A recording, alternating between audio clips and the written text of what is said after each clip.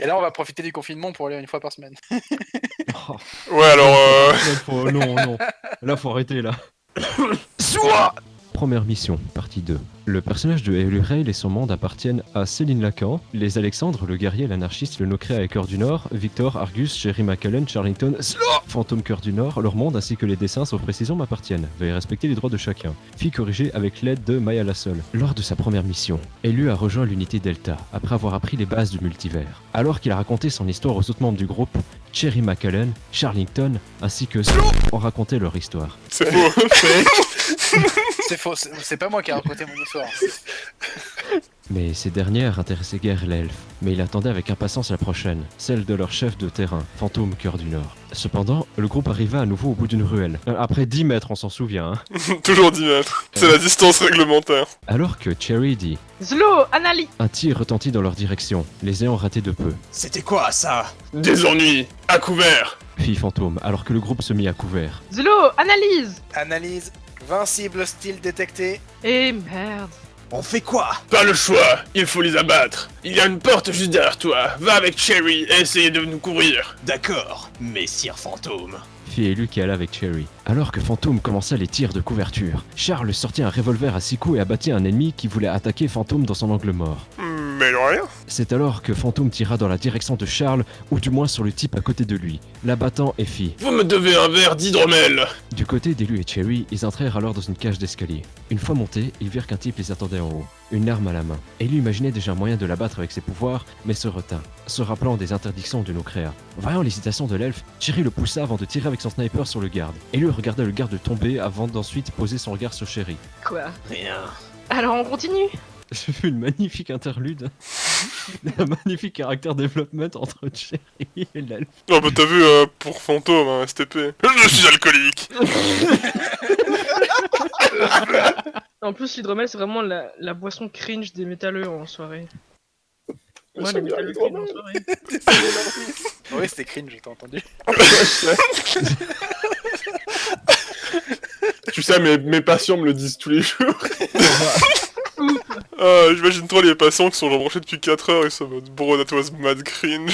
Tu sais, je leur apporte un café alors qu'ils voulaient un verre d'eau. Fit Cherry, alors qu'ils arrivaient à la position de deux tireurs qui ne les ont pas remarqués. Elu s'approcha de manière étonnamment discrète de l'un d'eux avec le couteau qu'il avait acquis de la part de Fantôme. Il ne se fit pas remarquer par sa cible et le planta au niveau de nuque. De son côté, Cherry brisait la nuque de sa cible avec son puissant bras robot. Je crois que Alexandre a quelque chose contre les nuques, en fait. Fantôme, on est en position. Élu, tu penses pouvoir en faire tomber quelques-uns avec ton arc? Je pense que oui. Lui répondit l'elfe ténébreux en dégainant alors son arc, et fit. Je dois viser quelqu'un en particulier? Ceux sur les autres balcons. Dit-elle, en ratant son tir. Le meilleur sniper. J'étais entraîné à être sniper. Comme disent les fanatiques dans Borderlands 3, je me suis chié dessus. Elu se mit en place et prit une des flèches de son carquois avant de viser et de tirer sur un des types armés et de le toucher. Bien, continue. C'est bien, Florian, tu as bien touché la cible. Allez, t'as le droit à un sourire. Ouais. Le groupe continua alors sur le même rythme avant de finalement venir à bout de leurs attaquants. Le groupe se rassembla alors au milieu de la rue pour continuer leur route. C'est là que le Nocréa leur dit. Votre cible n'est pas loin. Où est-elle? Suis-nous et ça suffira. Dit Fantôme en avançant, en regardant son gantelet et se dirigeant à l'intérieur du bâtiment en face d'eux. Alors que le groupe s'enfonça dans le bâtiment, l'elfe ne put s'empêcher de fixer Fantôme du regard avant de lui demander. Et toi? Pardon. C'est quoi ton histoire? Je ne suis pas ici pour déballer ma vie comme les autres. Très bien. Répondit Élu de son ton froid naturel et n'insista pas. Oh, allez, Fantôme, fais-lui plaisir. J'ai dit non. Et si je lui révélais ton vrai prénom? Bon, vu que vous avez décidé de faire chier, je te propose un truc, Élu. On remplit la mission à bien et après, je te raconte mon histoire, ok?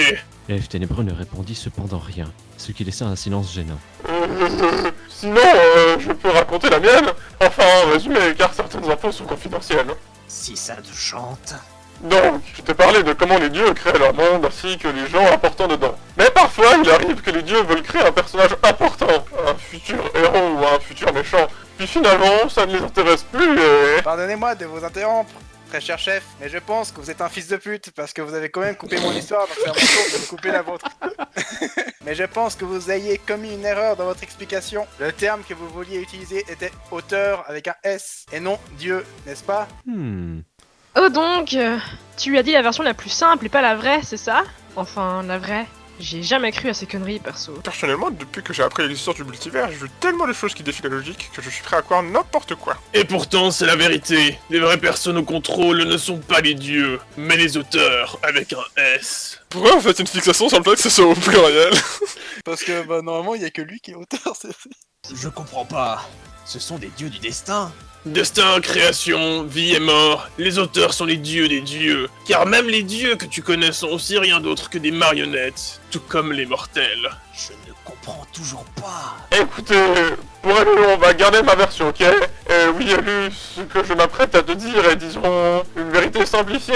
Bref, pas tout le monde ne peut le comprendre, et même ceux qui comprennent n'y croient pas toujours, malgré toutes les preuves. Sur cette dernière remarque, l'elfe regarda Cherry. Bon, comme je le disais, parfois les dieux veulent créer un héros ou un méchant pour leur monde, mais finalement s'en désintéressent. Mais ces personnes, même si elles ne sont pas complètes, ne disparaissent pas pour autant. D'ailleurs, elles perdent tout lien avec leur monde et leur possible passé. Ensuite, elles se retrouvent dans un lieu complètement vide et blanc, que l'on appelle la corbeille. Là-bas, les gens que l'on appelle les no-créas, les êtres abandonnés par leur créateur, ne peuvent rien faire d'autre que d'attendre. Attendre quoi? Rien. Il n'y a rien à faire là-bas. Généralement, tous les no-créas finissent par devenir fous à cause de ne pouvoir rien faire. Hashtag quarantaine. En fait, c'est juste ça. Donc, tu as été abandonné. Exactement. Mais dans ce cas, tu... Enfin... Le groupe pouvait voir que l'elfe comprenait de moins en moins l'explication. Je devrais être complètement fou, c'est ça? Si je suis ton raisonnement, oui. Mais aussi pas là, je crois.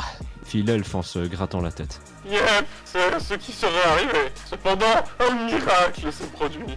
Un portail s'est ouvert juste à côté de moi.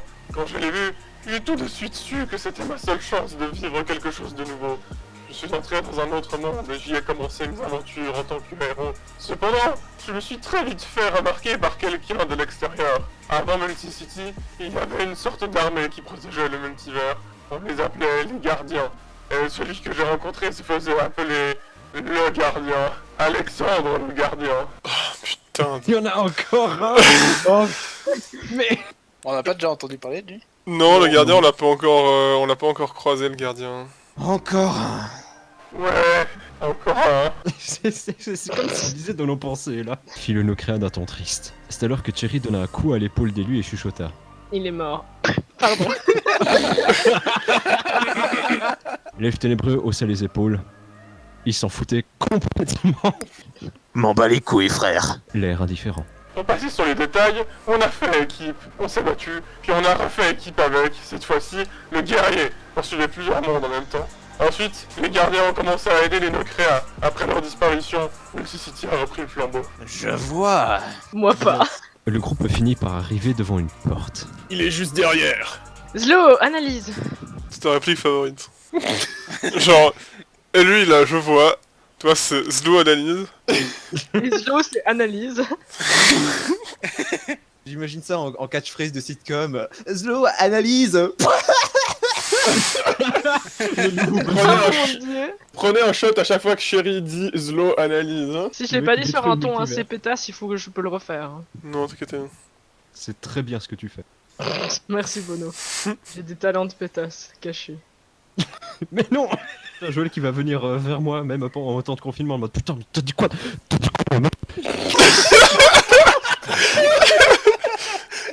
Analyse.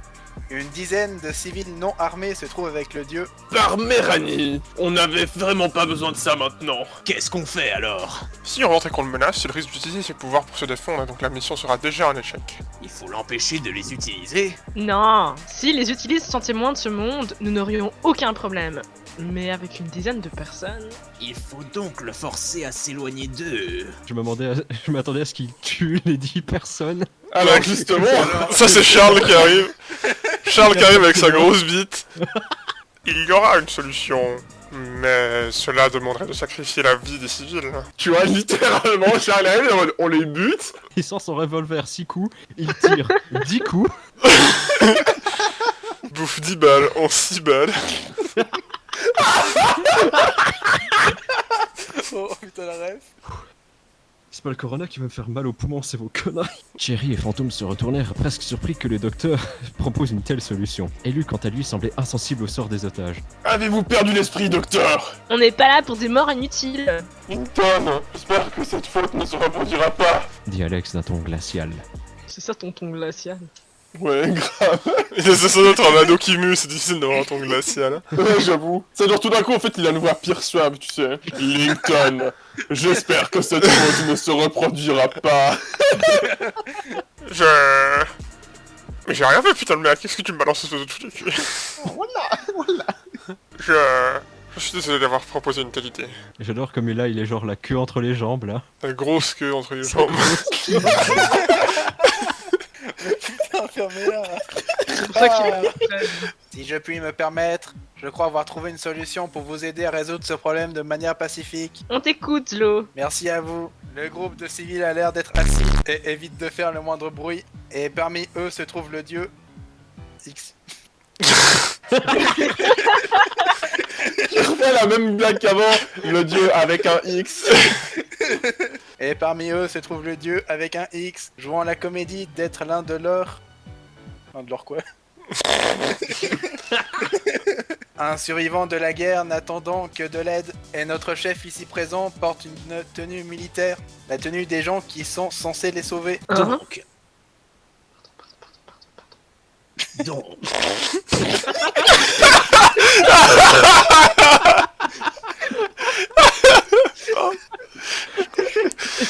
Le timing était excellent.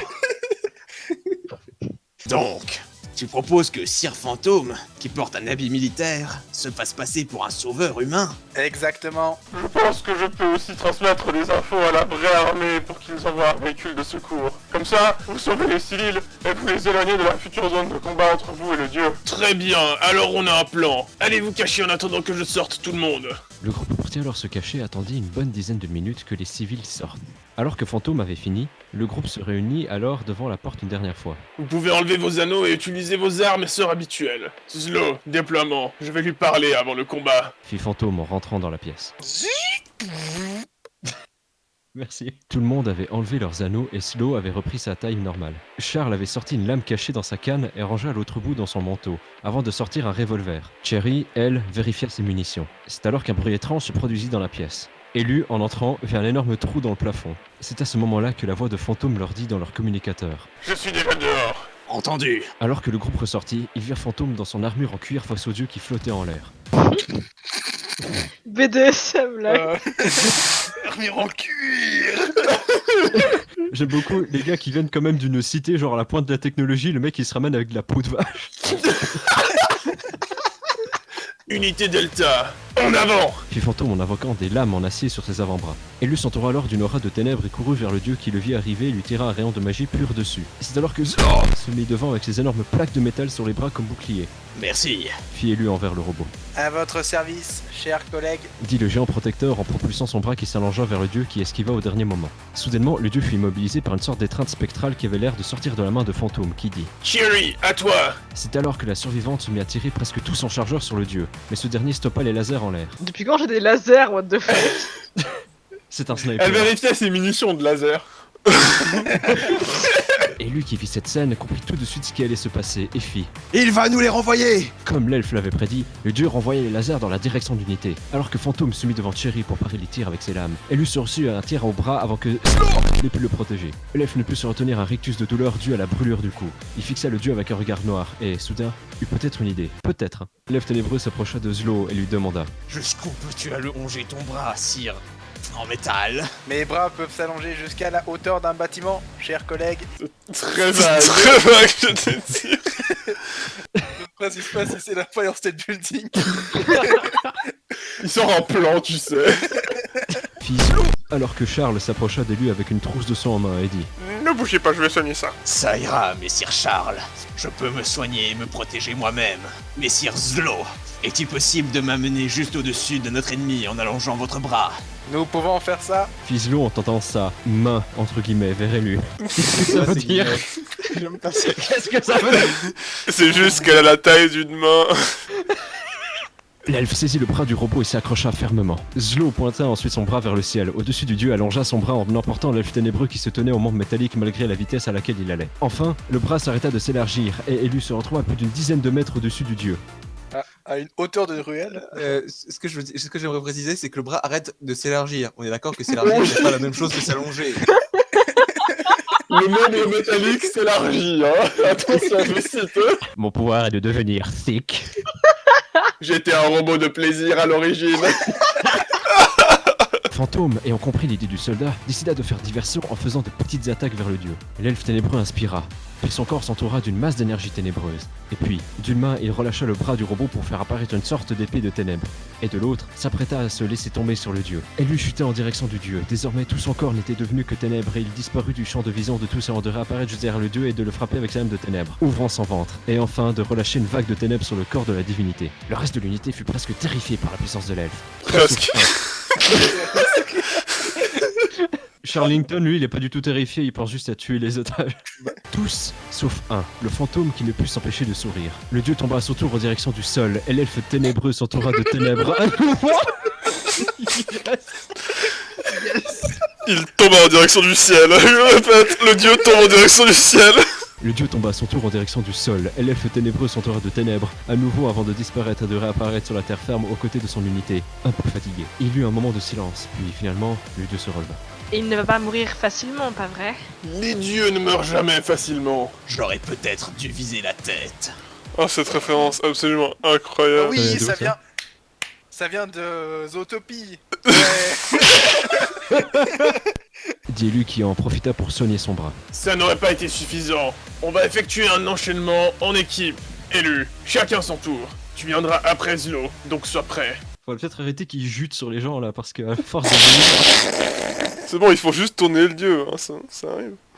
Chacun son tour sur le dieu. Oh non! Stop! C'est pas recommandé en cas de coronavirus, les gens. Il y a plus de 100 personnes là, je vous arrête tous. Fit Fantôme en s'approchant du dieu. Très bien. Fit l'elfe ténébreux qui finit de soigner son bras. Le dieu semblait prêt à contre-attaquer, mais c'est alors que Fantôme utilisa à nouveau son sort de peur pour pratiquement paralyser la divinité sur place avant de l'embrancher avec ses lames. Il tourna alors le corps de son ennemi vers Charles pour que ce dernier puisse lui tirer dans le dos tout en fonçant vers lui pour aussi lui planter sa lame. Je vais enlever toute pensée secondaire de ma tête. Bon, je sais pas, tu tires sur les gens avec un flingue pendant que tu baises, j'ai pas envie de savoir à J'ai quoi pas envie ressemble ta de vie t'aimer à sexuelle. toi, je suis sûr que non. Ah, c'est pas un king! Tous les deux ressortirent leurs armes du corps du dieu en même temps pour que Zlo puisse l'attraper et le soulever au-dessus de lui. Ce fut la position parfaite pour que Cherry puisse mettre plusieurs tirs dans la tête du dieu. On t'a dit, arrête. C'est alors que le robot étendit son bras avant d'écraser la carcasse de la divinité au sol. Pour finir, Zlo envoya le dieu dans la direction de l'elfe. Celui-ci recouvrit sa main d'une masse de ténèbres et frappa le dieu, son bras traversant de part en part le corps de la divinité qui recracha une gerbe d'un liquide noir qui lui ressortit aussi par les yeux. Le dieu tomba à nouveau lourdement au sol. Je crois qu'il est mort, mais c'est alors qu'il se releva et s'envole à nouveau en criant. Putain, mais j'y crois pas. Troisième phase. Vous pensez que ça sera suffisant, pauvre mortel? Encore? Je ne pensais pas devoir en arriver là, mais tant pis. Il a commis une erreur en croyant que je n'étais qu'un pauvre mortel. Et dit Fantôme qui prit alors son amulette dans sa main et qui commença à dégager une immense énergie autour de lui. C'est alors qu'une personne gigantesque et translucide apparut derrière lui. Cette personne avait de longs cheveux et brillait d'une couleur bleu clair et dorée. Le dieu comprit ce que c'était et commença à implorer qu'on l'épargne. Mais c'est alors que le géant invoqua une épée et le trancha d'un coup. Alors que l'invocation disparut, on pouvait confirmer la mort du dieu. Ça y est, c'est encore une fin de tournage pour moi. Waouh! Alex, mission accomplie. Bien reçu, et je détecte aucun souci. Vous pouvez rentrer. Ah, et félicitations Élu pour ta première mission. Merci. Ce compliment rappela quelques souvenirs à l'elfe à l'époque où il était encore chez lui. Allez, rentrons. Fit Cherry, alors que chaque membre de l'unité se téléportèrent les uns après les autres. Le groupe fut réuni à nouveau devant Alex qui leur dit « Bien joué tout le monde, c'est du beau travail. Vous pouvez disposer, sauf toi, Élu. Alors que le groupe sortit, Fantôme donna une feuille avec une adresse dessus à lui et lui dit Si tu veux toujours savoir mon histoire, rends-toi là-bas une fois que tu auras terminé. J'ai un premier rendez-vous. Élu resta silencieux, mais hocha la tête en réponse à Fantôme avant de le laisser partir. Une fois que tout le monde est sorti, Alex demanda Alors, comment ça s'est passé pour toi? Eh bien... Fit le jeune elfe qui ne semblait pas s'attendre à ce qu'on lui pose cette question. bien, je suppose. Pas très bavard, hein? Non. C'est pas grave, au moins la mission est finie. Écoute, je sais que ça doit être dur pour toi, avec le multivers, mais aussi que tu ne sois plus chez toi. Mais je peux peut-être rendre la chose moins pénible avec une surprise. Il me faut juste un peu de temps. Bordel de merde. Philelf qui leva un sourcil, le visage intrigué. Je préfère garder la surprise, vu que je ne sais pas si c'est possible ou pas. D'accord. C'est tout? Oui, c'est tout. Tu peux prendre le restant de ta journée. Demain, une autre mission vous attend. D'accord. C'est bien, il a pris à part pour lui dire qu'il a une surprise pour lui. Si jamais j'ai une surprise. Peut-être. Peut-être. Philelf ténébreux en sortant. Il partit alors à la recherche de l'adresse donnée par Fantôme. Évidemment, ne connaissant pas encore les environs de Multicity, Elu s'aida de la carte intégrée dans son gadget afin d'arriver à destination. Les indications de sa montre le menèrent au lieu le plus peuplé de la ville, le quartier commercial. Super. Philelf qui enfonça sa tête dans sa capuche et se mit à chercher Fantôme. Il finit par arriver à un bar. En entrant, l'elfe ténébreux chercha du regard celui qui l'avait invité. C'est à ce moment-là que Cherry l'appela et vit que tout le groupe était là. L'elfe les rejoignit. Alors qu'ils s'asseyaient à leur table, Fantôme lui demanda. Alors, tu veux savoir mon histoire, hein? Ouais, c'est ce que j'attends depuis le début. Mais avant ça, voulez-vous voir quelque chose, monsieur élu? Non merci, messire Charles. Très bien. Alors je pense que Fantôme peut nous raconter son histoire. Oh mon dieu. Mon dieu. Allez, Laurie. Putain. Ok. Ta gorge va mourir, Loris. Genre à la fin, je suis en mode... tu vois, en fait... L'histoire de ma vie n'est pas aussi importante que ce que l'on pourrait croire, mais c'est celle de ma famille qui est cruciale. Mon monde s'appelle Mako, en l'honneur du dieu qui l'a aidé à se structurer.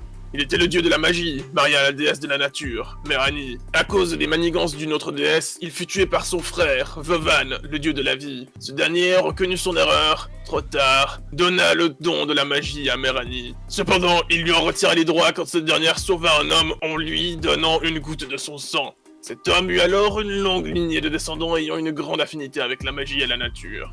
Mais un jour, un descendant est né avec plus de sang divin dans ses veines que n'importe quel autre membre de sa famille. Merani n'eut d'autre choix que de stopper toute magie dans son corps pour pas que ce dernier ne devienne une menace pour tout le monde. Ce descendant vit alors une vie sans magie, et il devint soldat pour la guerre qui faisait ravage sur Mako depuis sa création. Mais depuis plus de 200 ans, la guerre ne se concentrait plus qu'à un seul endroit, une zone qu'aucune nation n'avait encore réclamée. Pourquoi se battre ici? À cause d'une prophétie qui annonçait que le roi de tout Mako allait construire une ville en plein milieu. Une nation pensait que construire une ville pourrait sonner la fin de la guerre. Mais comment construire quand on est censé s'attaquer? La réponse viendra plus tard. Du côté du jeune soldat, il avait fini son service militaire et il s'apprêtait à rentrer au pays pour épouser sa femme. Sa femme. Je voulais pas que ça sonne comme ça. Mais c'est pas grave, on le garde. Du moins, c'est ce qui était prévu. Car sa femme fut assassinée le jour de leur mariage. Le chagrin de l'homme le poussa à retourner alors sur les champs de bataille, n'ayant plus rien à perdre. Il n'écouta plus ses supérieurs et ce qu'il faisait était juste suicidaire. Et il finit par perdre un bras. Fit Fantôme en regardant le côté sans manche de son armure. Elu suivit le regard et semblait avoir capté qui était le fameux jeune homme dont parlait Fantôme. Du moins croyait-il. Il allait être ramené au pays, mais il décida alors de s'enfuir pour continuer la guerre de son côté. Puis, c'est à ce moment-là qu'il se fit changer en vampire. Make sense? Ok. D'accord. D'où ça? Pourquoi pas? Bon, écoute, voilà, hein, ce sont des choses qui arrivent. Ce son maudit provoqua une étrange réaction à son sang divin en sommeil, qui se réveilla. Il récupéra son bras et il gagna une puissance comparable à celle des dieux. Il rentra alors dans son pays pour trouver des réponses. Il finit par apprendre que par son sang, il était le fils légitime de Mako et Merani, et donc l'héritier de son monde. Il a surtout découvert la vérité sur tellement de mensonges et secrets. Celui qui avait tué sa femme était son propre cousin. Qu'à sa mort, sa femme était devenue une déesse obscure, une déesse interdite. Mais là où l'héritier des dieux arrivait encore à se contrôler et ne pas tuer son propre cousin, une dernière révélation vint s'ajouter aux autres. Sa femme était enceinte. La petite fille avait alors l'apparence d'une fille de 10 ans, mais elle n'avait peu, voire aucune émotion. Sa femme était enceinte lorsqu'elle a été tuée. La petite fille, elle avait l'apparence d'une fille de 10 ans, mais elle avait peu, voire aucune émotion. Et en fait, elle est morte, donc... What? Elle avait déjà 10 ans que dans le ventre de la mère. La colère du vampire explosa quand il se rendit compte que la personne qui avait tué sa femme et sa fille et les empêchait d'avoir une vie normale n'était autre qu'un membre de sa propre famille. Il ne put alors se retenir d'essayer de tuer son cousin, mais ce dernier utilisa un sort pour amener le vampire à la zone de guerre. L'héritier se promit alors de mener la vie dure aux mortels, ainsi qu'au bon Dieu. et tout particulièrement leur chef, Vovan. Le jeune dieu bâtit alors une immense cité au milieu de la guerre avec ses pouvoirs vampiriques divins. Il forma une armée avec tous les êtres maudits et détestés de ce monde. Pendant des décennies, il mit à mal des armées entières avec ses propres mains, tuant les dieux venus l'assassiner. Mais un jour, un petit village trouva le moyen de le stopper, car le sang vampirique se nourrit de la haine de son hôte et en produit aussi. Le village trouva un moyen de stopper la haine vampirique, et celui qu'on appelait le dieu de sang se rendit compte alors des horreurs qu'il avait produites. Son chagrin le força à se cacher pendant des siècles à l'abri des regards. Puis un jour, on l'a appelé à l'aide. Le vampire était peut-être maléfique, mais il a toujours protégé Mako. Et il devait le faire une dernière fois. Une alliance des dieux interdits menaçait le monde et la seule façon de les arrêter était de former une autre alliance obscure. Il y avait le vampire, accompagné d'anciens champions des dieux interdits, d'anciens rivaux, mais aussi le cousin qui était lui aussi un champion. Je vous avoue qu'actuellement j'ai pas suivi l'histoire, donc vous me ferez un résumé quand j'aurai fini. J'ai la peine à suivre. Ce groupe insolite finit par stopper les plans des dieux. Alors que le vampire pardonna son cousin pour ce qu'il l'a fait, le champion fut tué par un traître, le plus grand rival du vampire, qui avait volé le pouvoir des autres membres de cette alliance. Un combat ultime se mit alors en marche, mais le dieu de sang était désavantagé. Il passa donc un pacte avec le dieu de la vie. Vovan devait lui retirer son sang vampirique, lui permettant d'avoir complètement accès à son sang divin, faisant de lui le nouveau dieu de la magie. En échange, cependant, il n'avait plus le droit de poser le pied dans le monde des mortels. Le nouveau dieu de la magie accepta et tua son rival définitivement, avant de rejoindre sa bien-aimée dans le royaume des divins. Mais qui est devenue la fille du dieu dans tout ça? Mais elle est morte? Non. Non. C'est ce que je disais, genre elle est née avant que sa femme soit assassinée. Mais elle est morte enceinte. Tu me feras le résumé après, ok? Je finis mes 4 phrases. Dans ses veines coulaient 3 sangs différents. Celui de mortels, celui des bons dieux, aussi appelés les sangs dorés, et le sang des dieux interdits, les sangs d'argent. Elle vit quelques aventures, protégea le monde de Mako comme son père l'aurait souhaité, et rencontra un homme particulier. Il était le fruit d'une expérience de nécromancie, faisant de lui un mort marchant parmi les vivants. Et il est mon père. Je crois qu'on peut applaudir Loris pour 15 minutes non interrompues. On applaudit. Durant le récit, Elu avait tenté de mettre les éléments qu'il comprenait en place et finit par conclure ceci. Donc, tu es le fils de la fille d'une divinité mi-vampire, mi-dieu de la magie. Tout ce qu'on a compris. De la fille morte-née à 10 ans. D'une divinité mi-vampire, mi-dieu de la magie. C'est à peu près ça, oui. D'accord. Il est à peu près 1/6 Oh putain. vampire, 1/6 dieu de la magie. Bon écoutez les gars, on va juste dire qu'il est de la race des bullshit, et puis on va continuer. L'invocation que tu as vu tuer le dieu tout à l'heure était d'ailleurs un simulacre de lui. L'elfe ténébreux resta cependant silencieux. C'est tout ce que j'avais à dire. Je vois. Bon, je retourne m'entraîner. Fit Fantôme en se levant, avant de partir. Après avoir passé un moment dans le bar avec ce qui restait de l'unité, Elu finit par rentrer chez lui. La première chose qu'il fit fut de se mettre dans son lit après la journée qui venait de passer. Il se rendit compte que la mission avec son unité lui avait fait oublier son mal du pays et il s'endormit profondément. Du côté des autres, Charles se fait un thé avant d'aller dormir, alors que Zlo se rangea à sa station de rechargement. Tandis que Cherry s'injecta quelque chose dans les veines pour l'aider à fermer l'œil. Waouh. Fort bien. Cherry en mode « Je suis une crack addict !» Et Fantôme, lui, passera le restant de la nuit à s'entraîner. Parce que c'est un homme, un vrai, quoi. C'est vraiment... Bah après il est un tiers... Ta gueule, ta gueule, ta gueule, ta gueule. Une nuit calme à Multicity en soi. Mais est-ce que ses habitants dormiraient aussi facilement s'ils savaient que dans les cellules, un chaman attend impatiemment l'heure où il va anéantir tous les espoirs de cette ville sous sa botte?